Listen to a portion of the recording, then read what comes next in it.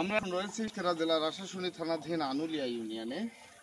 আজকে মুসলিম উম্মাহের সব থেকে বড় ধর্মীয় উৎসবের দিন ঈদ উল ফিতর। আজকে ঈদ উল ফিতর 2025 সাল। আজকে ঠিক সকাল 8টার দিকে যখন ঈদের যাপন হয় সেই সময় এই ইউনিয়ন করে অর্ধভাগ ভেঙে লোকালয়ে পানি পরিবেশ করে এবং পানি পরিবেশ করে অনেকগুলো গ্রাম ইতিমধ্যে প্লাবিত হয়েছে ফসলি ক্ষেত, ধানের জমি, সবজি ক্ষেত, গৃহের ভেড়ি, অনেক কিছু দেখতে পাচ্ছেন। এখানে অসংখ্য মানুষ তারা আজকে ব্যাপক ক্ষতির শিকার। তারা আজকের এই ঈদের দিন, আনন্দের দিন, তাদের আনন্দ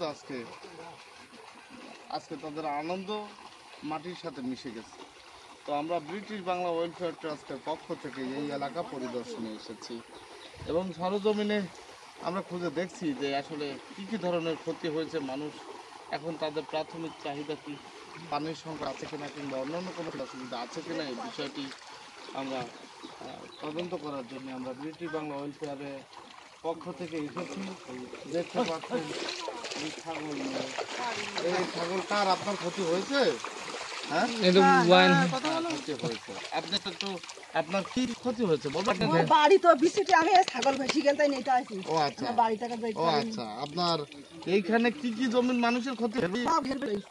ডুবে গেছে, ক্ষেত, আলু, বেগুন, তরকারির যে ক্ষেত, সেগুলো সব গরু ছাগল সব ছিল। সেগুলো কি ডুবে গেছে নাকি ভালো আছে? সব ডুবে গেছে, সব ভালো নেই, ভালো নেই। হঠাৎ করে আজকে আপনারা কি আগে থেকে?